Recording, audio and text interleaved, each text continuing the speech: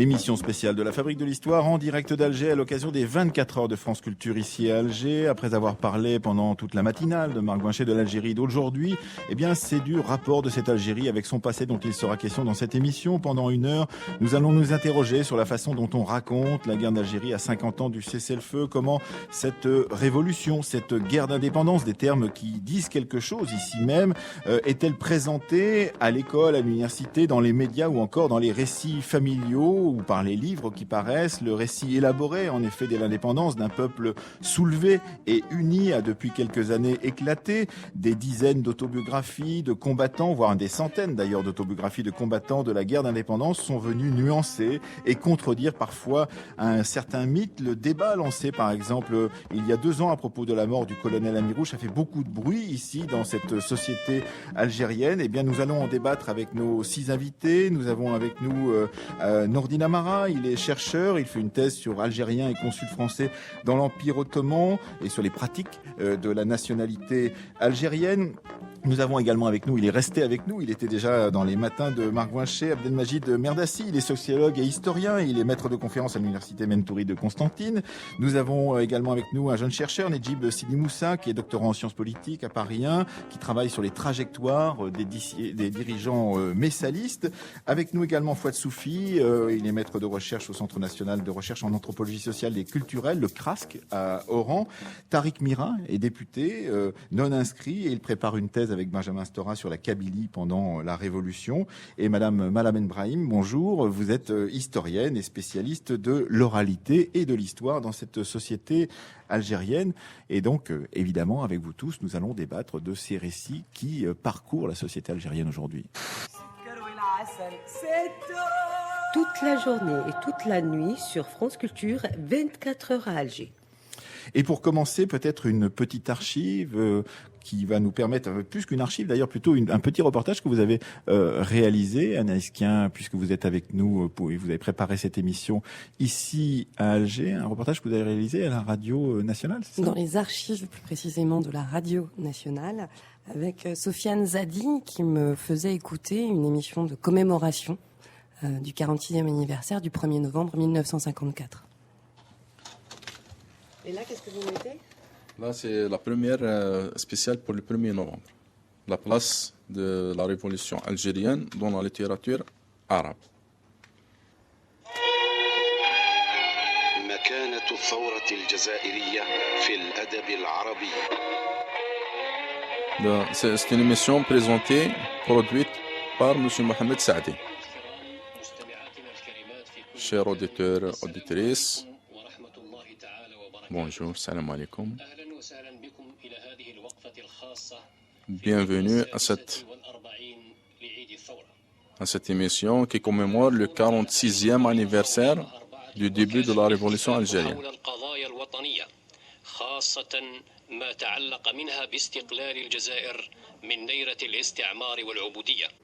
Bon, ici, le présentateur de l'émission parle de la conscience nationale qui s'est déclenchée dans les esprits de tous les Algériens et pour être solidaires autour de la révolution algérienne pour obtenir l'indépendance. Alors pourquoi commencer une émission sur la commémoration ou la non-commémoration d'ailleurs de cette date du 19 mars du cessez-le-feu par quelque chose sur le 1er novembre 1954 ? Je ne sais pas qui veut intervenir, Abdelmajid. Oui, pourquoi pas. Bon, d'abord, pour rappeler que depuis l'indépendance, dont la date fait l'objet en principe de controverses, parce que formellement l'Algérie est indépendante à la journée du 3 juillet, à partir du communiqué du Conseil des ministres français, envoyé par le général de Gaulle au président Abdelrahman Ferris, président de l'exécutif provisoire, reconnaissant la souveraineté et l'indépendance, mais pour des raisons de manipulation du rapport au passé, c'est le 5 juillet qui s'est imposé et ensuite qui a été dégradé en fait de la jeunesse. Mais pour revenir à la date immédiate, pourquoi le 1er novembre ? Parce que le 1er novembre a été assigné à dire la violence de l'insurrection, pas la mobilisation politique. Alors que quand on revient à la proclamation du 1er novembre, qui est la référence de l'histoire politique de l'Algérie moderne, la dimension politique de la résistance était clairement définie et assignée. L'objectif, c'était de contraindre la puissance coloniale à s'asseoir à une table de négociation. C'est ce qui s'est fait en mars à Évian. Voilà. Et puis le 1er novembre 1954, Fouad Soufi, c'est une date qui a longtemps été considérée comme le moment du soulèvement de ce peuple dont je parlais tout à l'heure, d'une sorte de peuple uni, alors qu'il y avait variété des approches, variété des tentatives, variété des façons de faire vis-à-vis du colonisateur à l'époque, monsieur. C'est-à-dire que, d'abord, merci de m'avoir invité. Merci d'être là. C'est parce que le 1er novembre, j'avais fait un travail là-dessus, c'est l'événement fondateur. Ouais. Contrairement au 5 juillet, contrairement c'est quoi, au 19 mars. C'est l'équivalent du 14 juillet pour les Français, vous voulez dire? C'est quelque chose qui ressemblerait à ça? C'est quelque chose qui ressemble effectivement au 14 juillet en tant qu'événement fondateur de la République française, en rupture totale avec son passé. Donc c'est quelque chose de fondamentalement différent de toutes les autres dates qui concernent. C'est la rupture totale avec le passé de l'Algérie. Enfin, notamment le passé colonial. Pas, ce qui n'est pas le cas du 5 juillet. Effectivement, bon, il n'est pas question que ce soit De Gaulle qui décide. Hein, donc le 3 juillet, c'est la déclaration du Conseil de Gaulle le 3 juillet, c'est un acte administratif. Ouais, d'accord. Il n'a rien à voir avec la symbolique de la libération nationale. Du coup, ce qui est la date qui est importante, c'est plutôt le 1er novembre. Parce qu'effectivement, c'est un petit groupe. Et sur cette date, tout le monde s'entend tout le monde fait semblant au moins de s'entendre. Puisque tout le monde, tous les partis politiques revendiquent la plateforme du 1er novembre.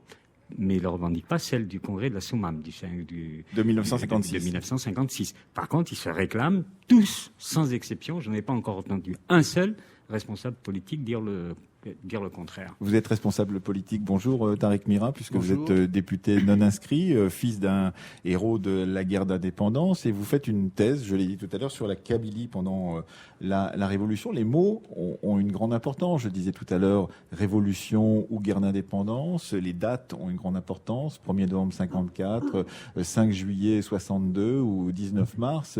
Tout cela, il faut manier cela avec beaucoup de précautions, j'imagine, Tariq Mira. Il faut manier tout cela avec beaucoup de précautions, effectivement. La date du 19 mars 1962 a été complètement occultée pendant très longtemps. Elle réapparaît maintenant parce qu'il y a une presse qui produit des témoignages et tout cela. Je crois qu'il y a aussi le temps de l'apaisement qui est venu. La date du 19 mars 62 a été occultée parce que c'était un des fondateurs du FLN, Karim Belkacem, qui est passé après l'indépendance dans l'opposition et qu'il ne fallait pas évoquer tout à fait cet événement. Quant au 1er novembre, c'est la rupture effectivement avec le passé, c'est la rupture non seulement avec le colonialisme, mais avec les divisions. Toute une mythologie va naître sur le 1er novembre d'un peuple en armes qui se soulève unanimement. Oui, alors que ça n'est pas tout à fait. C'est pas vrai. C'est pas vrai du tout. Sur ce point, Madame Brahim. Oui, alors effectivement, je reviendrai un petit peu sur la date du 19 mars. Alors, occulter, c'est peut-être le mot est trop fort. Négligé. Voilà, on va dire plutôt négligé. Sinon, on prend le calendrier, la date apparaît comme la date. Donc, à partir de quelle date, madame? Voilà, à partir de quelle date? Pardon? À partir de quelle date, le 19 mars est institué dans le calendrier légal des fêtes? Non, il n'est pas férié, hein, c'est pas un jour férié. C'est à partir de 1984, madame, il faut le préciser, c'est important. La date est importante. C'est à partir de 1984 que le 19 mars figure dans le calendrier officiel des fêtes légales de l'Algérie. Vous me laissez pas dire. Madame Brahim, continuez. Donc, j'allais dire depuis les années 80. Oui, c'est ça. Oui, donc les années 80, et c'est très important. Donc, il y a eu le mouvement pour l'ouverture démocratique. Et donc, à partir de là, effectivement, le 19 mars a commencé à être reconnu partiellement, on va dire. Mais il est évoqué. Et vous citiez tout à l'heure l'enseignement. Justement, la date du 19 mars est évoquée dans les écoles, dans les programmes, d'une part. D'autre part, en ce qui concerne le 1er novembre 54, effectivement, et là, je vais empiéter un petit peu sur le deuxième thème, sur le récit. C'est vrai, pas uniquement dans le discours, mais même dans les témoignages oraux, même dans la littérature orale sur laquelle j'ai travaillé, effectivement, le 1er novembre apparaît comme le jour où le peuple algérien s'unit pour... alors lutter, après, ça dépendra, il y a le vocabulaire qu'il faudra analyser, mais c'est surtout la lutte, le combat qui apparaît en tout cas dans le témoignage populaire, oral. Nedjib Sidi Moussa, vous êtes doctorant en sciences politiques à Paris 1, vous travaillez sur les trajectoires des dirigeants messalistes, donc rappelons tout de même qu'il n'y avait pas que le Front de Libération Nationale, le FLN, il y avait donc ce mouvement en particulier messaliste qui deviendra le MNA, et ce mouvement-là, effectivement, a longtemps eu une part négligée, voire contredite dans l'action donc de la révolution algérienne. Vous travaillez sur cette trajectoire-là. C'est intéressant tout de même de voir que petit à petit, cela renaît, ça prend des allures difficiles parce que ça se passe à certains moments dans l'histoire de l'Algérie indépendante. On fait une avancée vers Messali Hadj et puis ensuite on fait un recul et puis on revient encore sur ce personnage-là. Ça n'est pas très facile de travailler sur ce sujet-là, par exemple. Pour ma part, je n'ai pas eu de grandes difficultés, que ce soit en France ou en Algérie, à travailler sur Messali ou les messalistes. Je pense qu'aujourd'hui, en 2012, il est beaucoup plus facile de travailler, ou en tout cas dans un climat un peu plus serein sur ces questions-là, même s'il est vrai qu'il existe encore des crispations qui concernent Messali, mais d'autres personnages historiques également. Simplement pour revenir 2 minutes sur le 1er novembre. Le 1er novembre, on peut aussi le comprendre comme le déclenchement de la phase armée de la révolution algérienne. Et le 19 mars, c'est la fin de la guerre d'Algérie, ou en tout cas reconnue comme telle par les lois françaises, etc. Et finalement, c'est peut-être un peu ce dont on parlait tout à l'heure. On peut parler de 2 choses différentes, et c'est pour ça que les termes sont importants et ne se recoupent pas forcément. Quand on parle de guerre de libération, ou quand on parle de guerre d'Algérie, ou quand on parle de révolution, les chronologies ne sont pas forcément identiques. Alors c'est quoi les chronologies pour un auditeur qui ne connaît pas toutes ces chronologies? Guerre d'Algérie, ce sera 54-62. Pour la révolution, j'aurais du mal à poser des bandes chronologiques exactes. Et en l'occurrence, si on parle de révolution, de mouvement révolutionnaire, effectivement, on va arriver avant 54, et on va reparler de Messali, mais dans d'autres circonstances. Nourdine Amara. Oui, je rejoins entièrement Nedjib Sidi Moussa.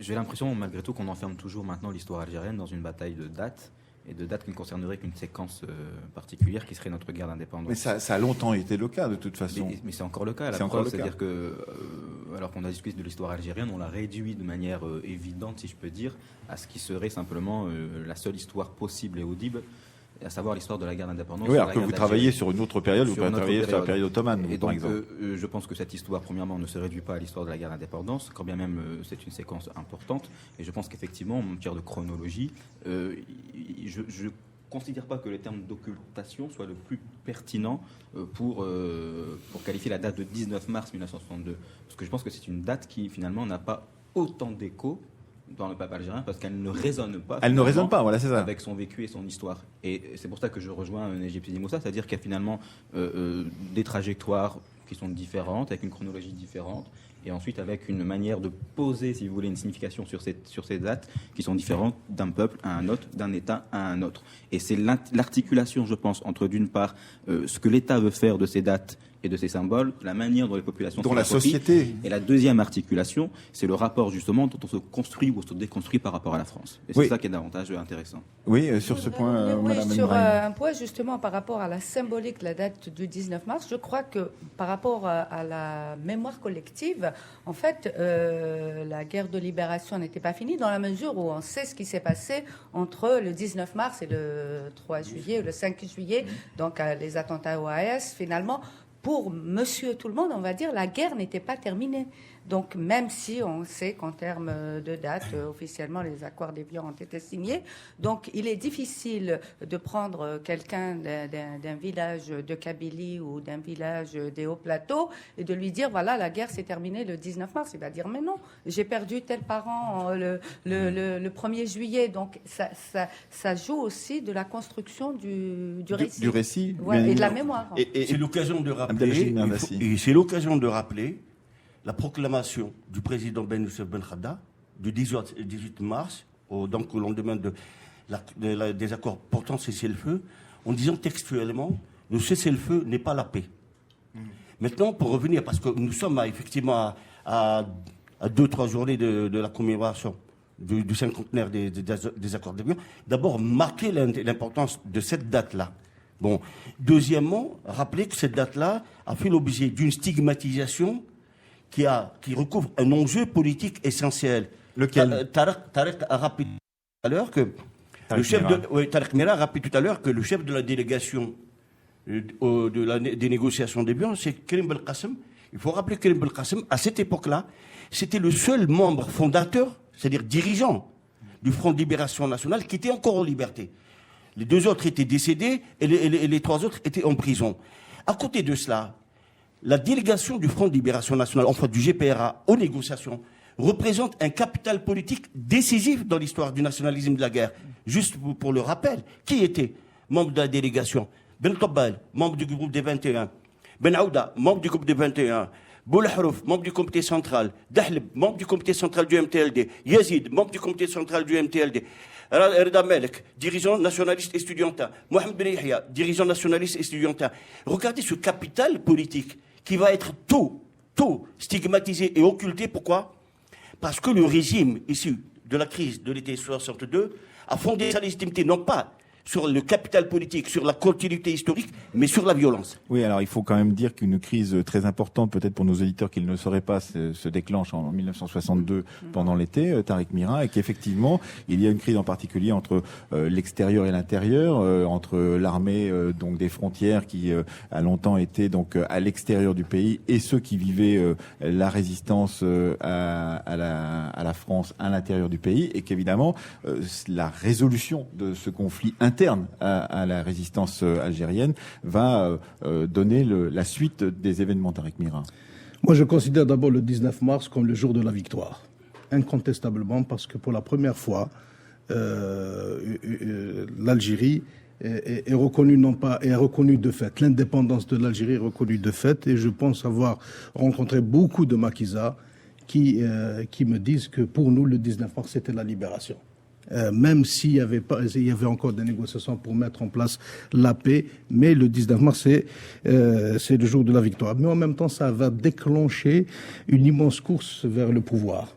Et nous allons vivre la crise de l'été 62 avec l'armée des frontières qui voulait prendre le pouvoir et l'armée de l'intérieur qui était écrasée par la répression coloniale et qui ne pouvait pas faire face. Et autre chose, c'est le premier coup d'État.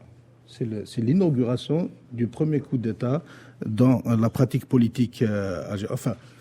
En tout cas, il y avait un coup d'État de l'armée extérieure contre le GPRA qui était l'autorité à la fois légale et légitime.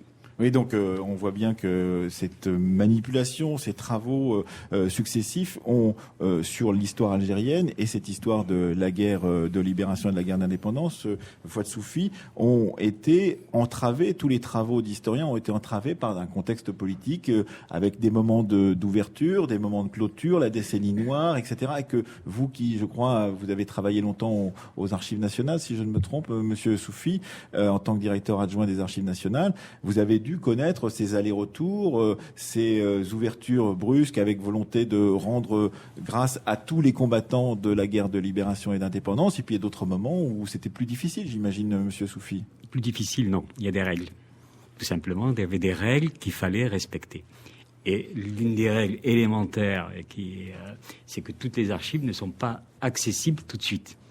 Donc il y a une sorte de distance dans le temps. Mais c'est pas l'essentiel. En fait, c'est pas l'essentiel. Ce qui manque, parce que qui fait les archives, sinon les historiens. Un historien qui va pas vers les fonds d'archives, le fonds d'archives, c'est un fonds mort. C'est vraiment l'historien qui fait les archives. C'est pas l'archiviste. L'archiviste se contente. Enfin, il se contente. Non, c'est un gros boulot, mais il les conserve, il les classe, il les conserve, il fait ses instruments de recherche, etc. Mais celui qui crée réellement, c'est celui qui en a besoin. Et donc le problème n'est pas là. Le problème, c'est dans la démarche de l'historien. Et c'est clair qu'on ne pouvait pas écrire. Il y a des choses qu'on aurait pu faire, mais on va pas rester dans la vision là du passé. Si on avait fait ça, on aurait. Non. Il y a des choses qui étaient faisables et d'autres qui ne l'étaient pas. Mais ce qui est aujourd'hui, qui ne devrait plus continuer à faire, c'est de rester dans une histoire générale de cette date. En fait, ce qui nous manque, ce sont des études locales. C'est de l'histoire locale. C'est ça qui nous manque. Non, je comprends, monsieur Amara, quand il dit, ouais, mais l'histoire de l'Algérie, c'est pas l'histoire de 54 à 62. Bon, on le sait, mais hélas, la demande sociale porte sur ça. Par contre, la période qu'il étudie est fondamentale, parce que j'entends maintenant des discours gravissimes sur ce qui se passait en Algérie avant 1830, mais c'est pas l'objet. Donc, mais il y a un très gros travail, et même moi, d'ailleurs, je suis sorti, j'en ai eu marre de cette période. D'ailleurs, je n'ai jamais travaillé que sur le 1er novembre et le 5 juillet. Entre les deux, je me dis, bon, il faut laisser des études locales se faire. Ce qui s'est passé en Kabylie, ce qui s'est passé en Oranie, ce qui s'est passé dans les autres régions. Mais c'est l'étude locale qui importe.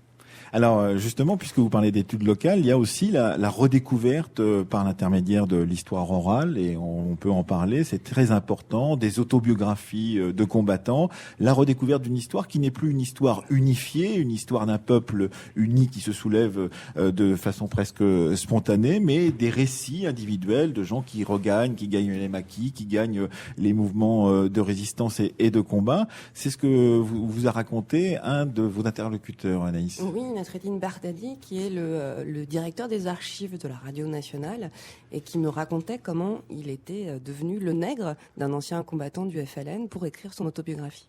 À l'époque, j'étais enseignant à l'université de Tlemcen. J'enseignais les lettres.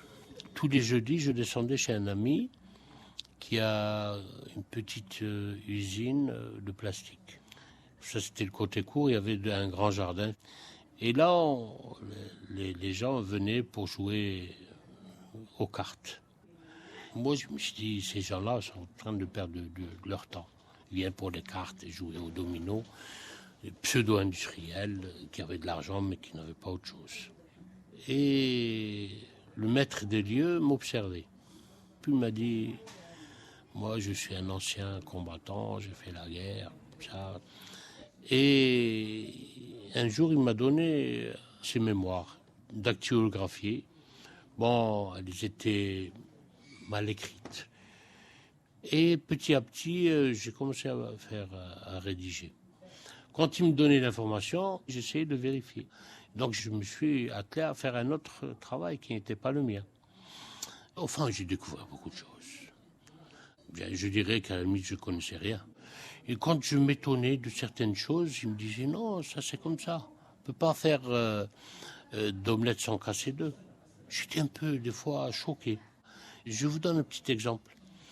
Il m'a dit, nous étions en réunion, soudain, un soulard venait, il dit, ah, je vous ai vu, Moudjahidine, vous êtes là, vous faites des réunions, c'est bien, c'est bien. Le maître de la maison, il dit, celui-là, il va me vendre demain à la France et ma maison sera détruite. Ensuite, le gars se fait attraper, enchaîner, et il est qu'au presto, on le juge, et on décide de le condamner à mort. Et qui doit faire l'exécution de la sentence, c'est son cousin. Vous voyez à quoi ça ressemble? Ça, c'est un petit truc, parce qu'il y a des choses vraiment macabres. Donc tout ça, c'est un tout. Moi, j'avais peut-être une petite idée sur la Révolution, sur la guerre, mais j'ai découvert autre chose. France Culture, 24 ساعة الجزائر. Je n'ai pas trouvé mieux que de vivre ma vie. France Culture, 24 heures à Alger. Anaïs Kien. Simplement pour préciser que Nasreddine a lui-même des récits de la guerre d'indépendance de sa famille, mais qu'il a fallu qu'il fasse ce détour, c'est-à-dire sortir de son milieu familial pour s'approprier finalement cette guerre et pouvoir faire une enquête qui lui a permis de s'approprier son histoire. C'est tout compte fait ce que vous êtes en train de faire, Tariq Mira, avec votre thèse sur la Kabylie pendant la période de la Révolution, puisque votre père, je l'ai dit, donc était un combattant de cette guerre, et que d'une certaine façon, vous allez retracer son parcours en faisant des interviews, un très grand nombre d'interviews. Je crois que vous en avez mené 70, c'est ça? Très bien. Oui, moi enfin, moi c'est le récit familial. Très très jeune, donc j'ai eu une quantité de témoignages qui sont venus à moi, tel un réceptacle, et que je me suis dit pendant très longtemps, toutes ces histoires-là, ces petites histoires sont connues de tout le monde. Au fait, je me suis rendu compte qu'avec le temps, elles ne sont pas connues de tout le monde. Et elles constituent une vraie histoire. Alors, donc, c'était un devoir moral pour moi de le restituer. Et je me suis attaqué à un gros morceau qui est l'histoire de la Wilayat Wali Rapport, l'apport et le rôle de la Kabylie à la lutte de libération nationale sur une autre... Pourquoi est-ce que c'est un gros morceau pour nos auditeurs qui ne connaissent pas bien la... Parce que la Wilaya 3, d'abord, est une région très importante dans le mouvement national et dans la lutte de libération nationale. Et en même temps, très, très subtilement, est en train de s'introduire dans la société quelque chose qui dit que la Kabylie, parce qu'aujourd'hui la Kabylie s'est accaparée peut-être de l'idée démocratique, et donc c'est le Hizb français. C'est le parti de la France. Beaucoup de gens croient que la Kabylie est devenue le parti de la France, a été toujours le parti de la France, alors que la Kabylie dans le mouvement national, depuis sa fondation de l'ENA, de l'étoile nord-africaine jusqu'à 62, a été décisive. Ça veut dire que quand on parle d'histoire, on parle, mais c'est normal, c'est toujours le cas, on parle d'aujourd'hui tout de même, parce que ce que vous nous dites, oui, c'est qu'effectivement, on ne peut pas ne pas faire l'aller-retour entre le passé et le présent. C'est ça, hein, oui. Oui, tout à fait. Sur ce point et sur ces récits familiaux ou ces récits de l'oralité, puisque vous êtes spécialiste de cette question-là, Mala Benbrahim, il y a donc le récit officiel qui passe par les commémorations, par les débats autour des commémorations, le récit aussi qu'on apprend à l'école de cette guerre d'indépendance, et puis il y a tout ce qui s'est raconté à l'intérieur des familles et qui ne correspond peut-être pas exactement à ce qu'on a raconté publiquement. Oui, effectivement. Justement, alors on pourrait s'arrêter sur l'exemple de la Kabylie. Moi-même, donc, j'ai fait des enquêtes et j'ai recueilli à la fois des témoignages et de la poésie orale, donc de la guerre de libération. C'est très important, la poésie. C'est très très important, la chanson, la poésie. Donc, en fait, pour dire que la guerre faisait partie du quotidien. Donc, en fait, hélas, mes enquêtes remontent aux années 80. Et pourtant, ce n'était pas encore, on va dire, c'était les débuts, les balbutiements de l'ouverture démocratique.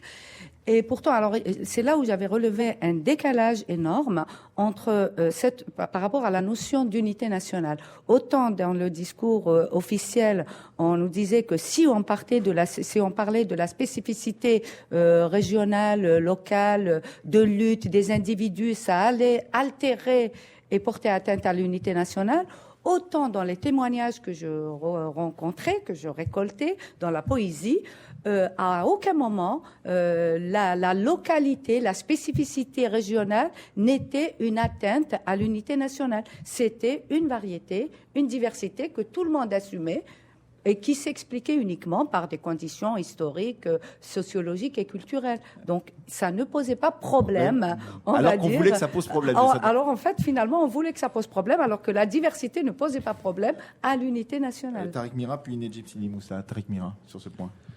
Je pense que les monographies sont très intéressantes. Il y a eu un travail qui a été fait sur la Wilaya 4, un autre travail qui a été fait sur la Wilaya 1. Il faudrait travailler sur l'ensemble des wilayas. Je crois que c'est à partir de la diversité qu'on va saisir toute la totalité de la lutte de libération nationale. Chacune a ses spécificités, mais je crois que ce qui a distingué le combattant et le militant nationaliste, patriote algérien, c'est l'unité nationale. C'est-à-dire ? Ils combattent tous pour l'unité nationale avec leur propre... spécificité. Sur ce point, Nedjib Sidi Moussa, vous qui avez travaillé sur les messalistes et donc sur une tendance différente. Oui, voilà, sur une tendance qui a été marginalisée au cours des événements et par la suite, après l'indépendance.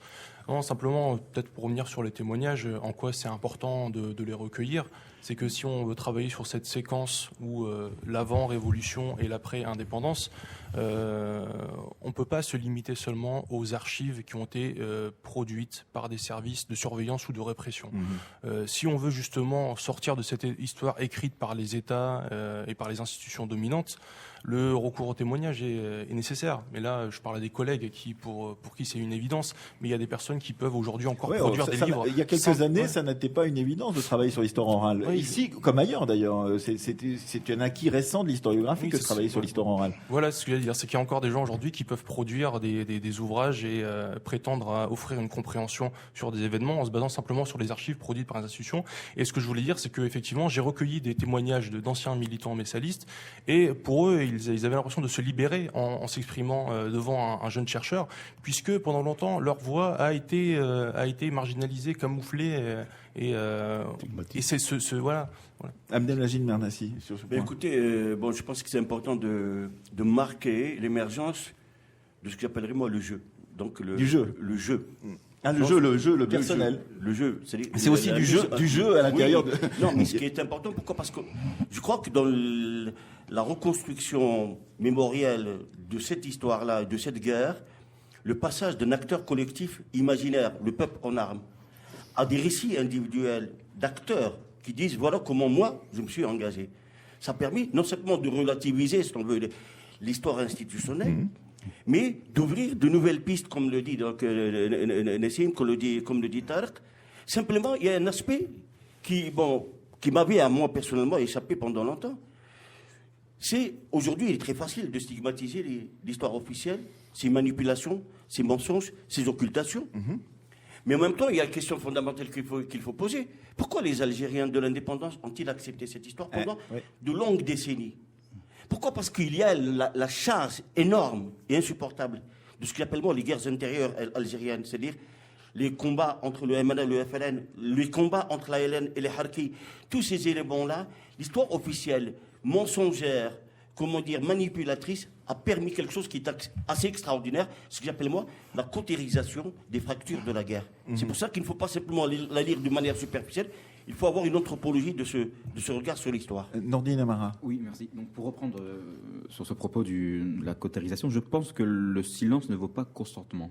En ce sens que, quand bien même la société algérienne, dans toute sa diversité évidemment, n'aurait pas eu voix au chapitre pour expliquer sa guerre, son vécu, ses expériences multiples, et la rendre audible, je ne pense pas que les récits n'ont pas été produits, n'ont pas été véhiculés, que ce soit à l'intérieur de la cellule familiale ou d'une région ou d'une autre. Je pense que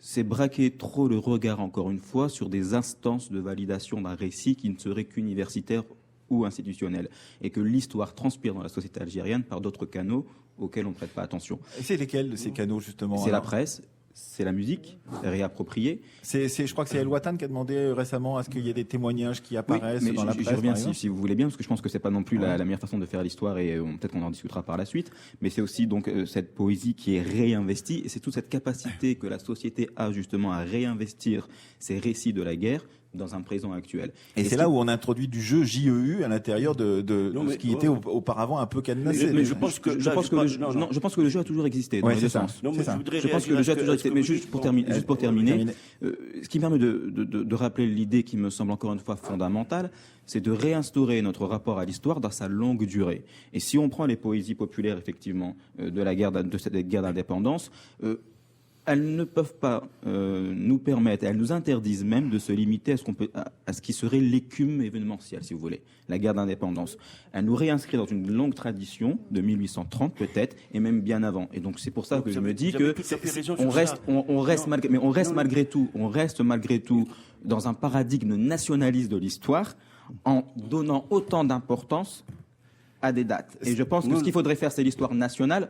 Parler justement de 54-62, mais en parler également d'une autre manière et dans une autre chronologie. L'histoire sur le long cours. Écoutez, monsieur, moi je suis tout à fait, si on veut, non seulement favorable, mais j'adhère à cette conception de la recherche sur le long cours. Maintenant, sur la question de la guerre, on parle du cinquantenaire des accords d'Évian. J'étais invité pour parler de l'histoire algérienne. Oui.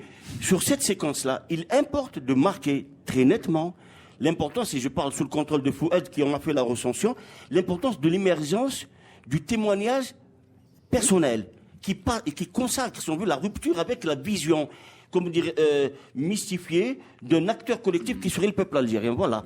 Fouad Soufi. J'écoute bien le discours de M. Amara, mais en fait, il ne fait pas avancer les choses. Pourquoi il le dit très bien. Je le dis très bien, mais je sais pas. Il le dit très bien. Moi, je trouve que c'est assez intéressant ce qu'il dit. On défonce une porte ouverte. Non, oui, probablement.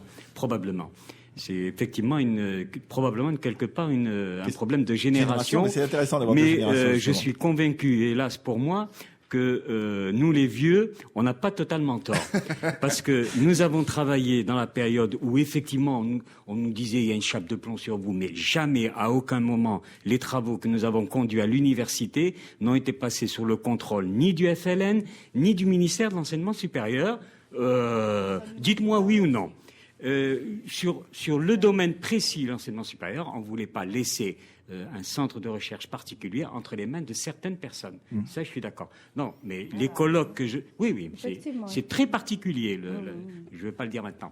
Par contre, là, ça restera crypté pour nos auditeurs. Lorsqu'on a organisé des colloques sur n'importe quel thème de l'histoire, jamais on est venu me donner une feuille de route. Pas plus que lorsqu'on a organisé le colloque qui n'était pas universitaire, qui s'est tenu ici même à l'Hôtel Gesell sur le retentissement de la guerre de libération en 1984 et auquel j'avais apporté ma petite contribution, dans l'organisation duquel il n'y a pas eu de limite. Si. Il y en a eu 2, en fait. Parce que en 1984, parler de Messali, c'était tout simplement se mettre la corde au cou. Donc on n'en parlait pas. On n'en parlait pas. Et la deuxième, parler de la violence du FLN, peut-être que c'était pas déjà, on n'était pas tout à fait prêts. Maintenant, on peut en parler. Mais par contre, oui, je vais le dire, lorsque Benjamin Sora a été invité en 1984, il est tombé des nues. Moi, le président du comité de libération des détenus politiques en Algérie, j'ai invité à prendre la parole. Donc, on ne va pas me donner la parole. Il est venu, il a parlé, son texte a été publié. Ouais. Et Nordine Amara. Oui, juste pour revenir là-dessus. Monsieur Soufi, ne vous inquiétez pas, je sais entendre la parole des sages quand elle vient... je suis pas sage, moi. Non, mais laisse-moi finir. Quand elle vient d'une personne aussi âgée ou bien un peu âgée que quel qu'elle soit ton âge. Ce que je veux dire, quand on dit « on parlait », c'est qui ce « on » ? Il y a une différence entre témoignage et faire témoignage. Les témoignages dans la société algérienne sur la guerre, qu'ils soient individuels, familiaux, des trajectoires différentes ou déviées, ont toujours existé. C'est ce que je veux dire. Maintenant, est-ce que quand on inscrit ces témoignages... Ils n'émergeaient pas, c'est ce que oui, vous mais c'est là, j'y viens. Et c'est fondamental à mon sens. Mais maintenant, inscrire ces témoignages en leur donnant, si vous voulez, une plus-value historienne, et justement en faisant des objets de recherche, comme on dit, de ces témoignages-là, il y a une différence. Mais c'est plus récent ? Et ça, évidemment, c'est beaucoup plus récent. Mais ce qui ne veut pas dire que ces témoignages ou que ces récits pluriels n'existaient pas. C'est simplement la différence. Deuxième chose, je n'ai jamais mis en doute, la liberté du chercheur en Algérie ou qu'il soit d'ailleurs, mais je pense que malgré tout, il y a des rapports de force dans le champ institutionnel universitaire qu'il ne faut pas négliger. Et que il y a d'une part, je pense que la question, on peut la prendre dans 2 sens. Justement dans la production du récit, d'accord, l'historien en lui-même, mais aussi son statut dans la société, mais aussi la manière dont on a à rendre audible une histoire. Et donc peut-être regarder aussi du côté de la réception. Oui, on a par exemple un article tout récent qui a été publié, je crois, dans les cahiers d'histoire immédiate à Toulouse par Gilbert Meignet, grand historien de la guerre d'Algérie, et Tahar Khalfoun, qui dit que pour le colloque franco-algérien qu'il avait organisé à Lyon en 2006, par exemple, il y a eu beaucoup de gens qui sont venus pour pouvoir faire des communications, mais dès qu'il s'est agi de publier à l'époque, en 2006, les choses dans un livre, que ça reste de façon, disons, permanente, eh bien, il n'a eu que des Algériens de France qui ont accepté que leur texte soit publié, et les Algériens d'Algérie à l'époque ne voulaient pas. Je rappelle, je réponds très rapidement avec tout le respect que vous y étiez. Le professeur, en 2004, je pense que tu avais participé. Ah oui, il y avait des dizaines en 2004, le journal La Tribune, pour marquer l'anniversaire du 1er novembre, a publié le premier ouvrage édité en Algérie où tous les historiens que vous connaissez, Meignet, Harbi, Stora, Soufi, Gerbel, Siari, tout ce monde-là a participé à la réalisation d'une ouvrage collective publié en Algérie avec une liberté absolue d'évaluation et d'appréciation. Donc, les réserves. Je reviens sur ce que a dit tout à l'heure. Il y a des colloques de très grande qualité. Maintenant, pour clore le chapitre de votre intervention, vous avez absolument raison. Le récit de la guerre passe par la famille, passe par d'autres modalités, par le conte, par la poésie, par le roman, et par le cinéma, on peut en parler. La seule chose sur laquelle je voulais appeler l'attention, c'est que les acteurs de la guerre, ceux qui ont vécu ou ont fait la guerre, commencent à prendre la parole contre une représentation collective qui a, informé l'imaginaire de notre société maintenant. Moi, je me suis engagé en Ouliaya 4 dans telle et telle condition. Voilà. Plus de 250 ouvrages d'anciens moudjahidines et officiers de la LN, d'après ce que vous aviez recensé il y a quelques temps. Fouad Soufi, j'ai lu ça chez vous, Abdelmajid de Merdassi. Oui, on est d'accord, ça confirme un peu mon propos. Dire que j'ai raison, pas raison, c'est pas tant la question. L'idée, c'est que ce qui pose problème à l'heure actuelle, à mon sens, c'est l'historien en Algérie et son statut. C'est-à-dire ? Voilà. Qu'est-ce qu'être historien en Algérie ? Qu'est-ce qu'être historien en Algérie ? C'est à vous de non, mais définir. c'est une question ouverte, à mon sens. Qu'est-ce qu'être historien en Algérie ? Est-ce qu'être historien en Algérie, simplement se limiter à cette guerre d'indépendance ? Qu'est-ce qu'on fait de ces écritures Non, attendez, je reviens. Ouais.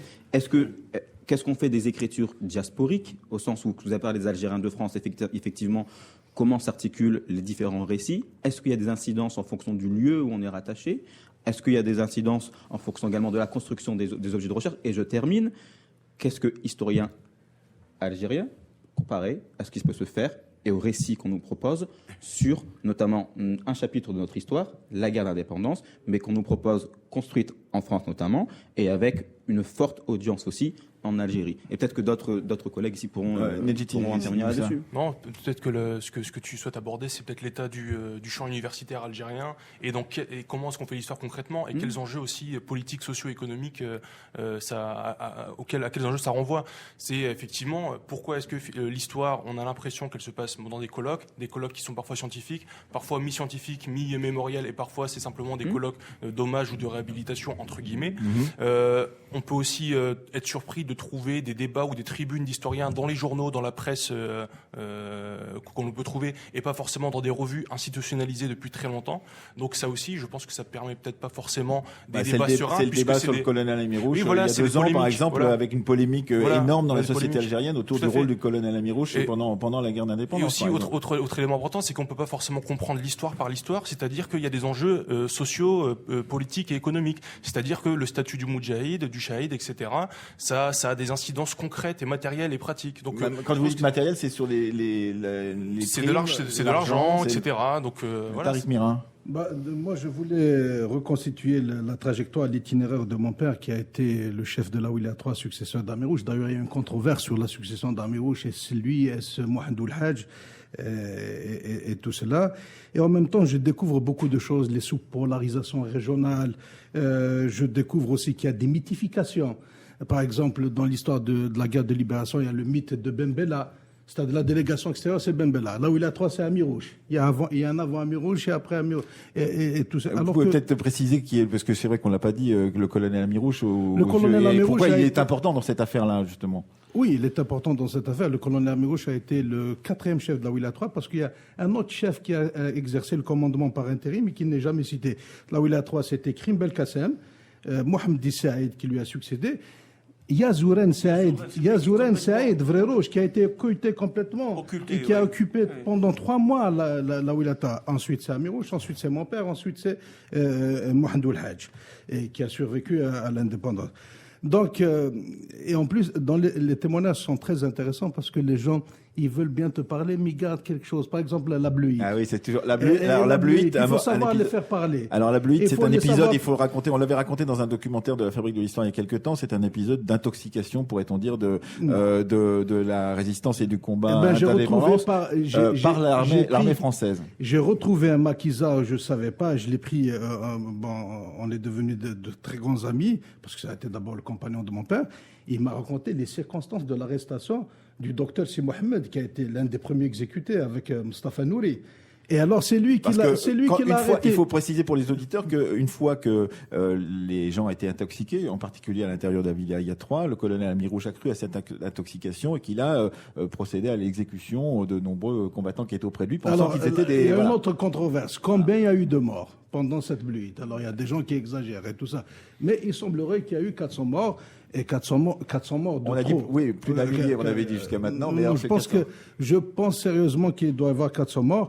Il faut jamais oublier que le rapport qu'a présenté le colonel Amirouche à la réunion des colonels, que les effectifs de la Ouliya 3 ont baissé considérablement. Donc, si on a tué 1000 personnes, c'est trop. Non, c'est irréel. À mon avis, c'est 400 personnes. Moi, je suis très content. Moi, je pense que le rôle de mon père, par exemple, a été déprécié, excusez-moi, parce que je me rends compte que lorsqu'il est mort, le 6 novembre, le 7 novembre, toute la presse française a annoncé sa mort à la une, y compris le New York Times.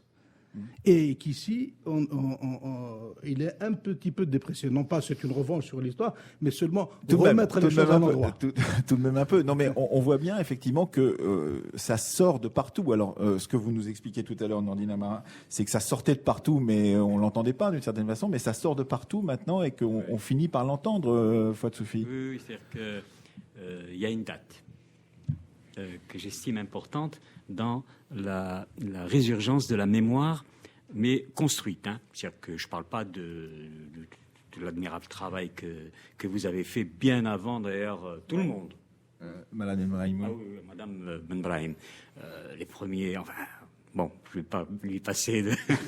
Et je suis sincère. Il faut le dire quand on a fait un Surtout travail. que dans notre champ de travail, elle avait disparu, donc ça me fait plaisir de la revoir. Donc c'est 1998. En 1998, se sont tenus à Oran et à Sétif 2 colloques. Un consacré à Messal el-Hajj. Ah, j'étais là. Qu'est-ce que vous faites? Moi-même, je me suis fait arrêter dans la rue. On dit, ah, encore bon. Ah oui, tu cachais bien ton jeu, tu étais messaliste. Je dis, mais non, je suis pas messaliste. Moi, j'apprends l'histoire, je sais pas. Et le second, c'est à Sétif. Que j'ai eu le privilège d'organiser. Voilà. Exactement. Et c'est donc grâce à toi que j'ai pu y aller. Autour de Ferhat Abbès, dont effectivement, Donc des figures qui avaient été occultées. Et évidemment, derrière Ferhat Abbès, c'était son organisation, des idées, les personnes qui l'ont soutenu. Et derrière Messal el-Hajj, on a vu descendre de la montagne des militants du MNA. Des militants du MNA, mais alors comme je leur ai dit, c'est pas possible, vous étiez dans un frigo, c'est Hibernatus, vous sortez d'où? Vous sortez d'où? Ils sont venus à Oran, ils ont pris la parole, ils se sont bagarrés avec leurs frères ennemis. C'est formidable de vivre un moment comme ça, j'imagine. Des moments comme ça. C'est un moment privilégié dans la vie de quelqu'un qui se prétend historien en Algérie. C'est un moment privilégié de voir sortir d'un frigo des gens extraordinaires. Enfin, je dis extraordinaires à double sens, c'est-à-dire qu'ils étaient admirables. Moi, je les ai beaucoup appréciés. Moi qui étais élevé dans l'antimessalisme de base.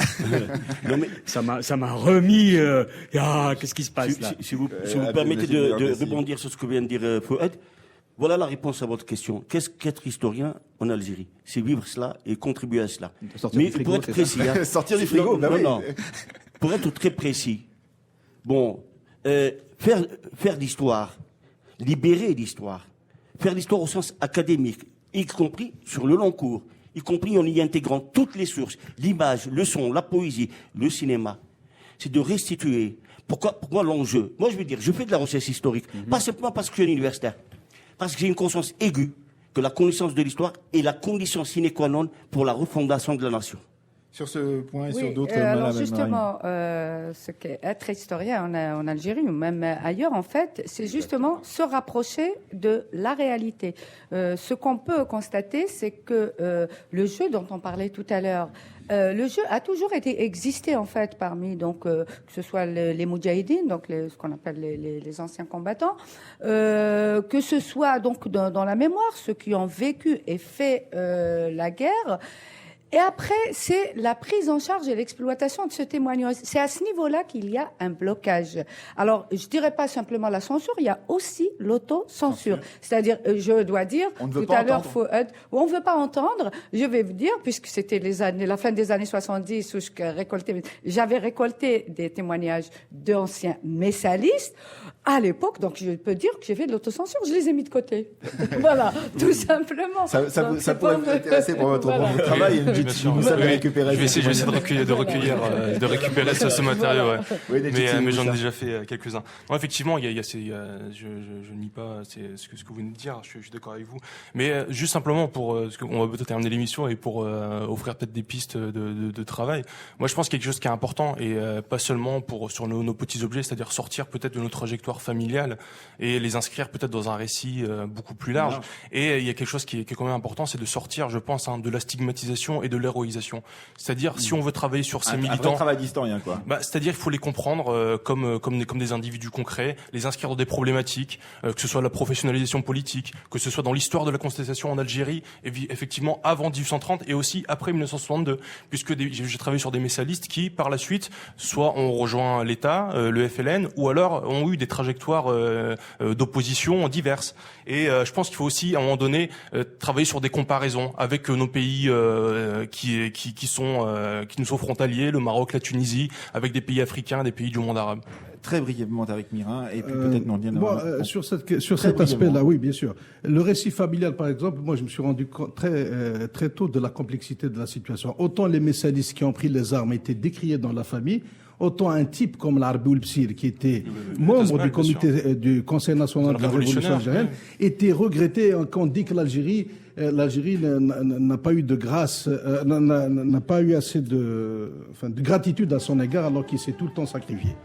Oui, donc je partage évidemment les ambitions des collègues, et je pense qu'effectivement, peut-être plus pour la nation, c'est plus une refondation de la société, peut-être. Mais bon, les deux ne s'excluent pas, évidemment, je ne vais pas en discuter là. Mais ce que je veux dire, c'est que je milite aussi pour éviter de vivre ce qu'on pourrait appeler une sorte de névrose de destinée. En ce sens que l'histoire en Algérie, à mon avis, mon humble avis, nous poursuit, mais autant qu'elle nous échappe. C'est-à-dire qu'il y a toujours cette demande d'histoire qui est incessante, importante, au niveau de la mémoire, mais dans la manière dont on construit nos objets, dans la manière dont on fait circuler ces récits dans la société, il y a quelque chose qui ne fonctionne pas. Ouais. Merci à tous et à toutes d'avoir discuté, accepté de discuter. Oui, un dernier mot. Abdelmajid Merdes, il est très rapidement. Moi, je fais le constat qu'aujourd'hui, dans mon pays, il y a une absence de désir d'histoire. Voilà le problème que nous... Je suis pas d'accord avec vous. On a compris que vous n'étiez pas d'accord. Merci. On continue. Mercredi, on va en discuter mercredi avec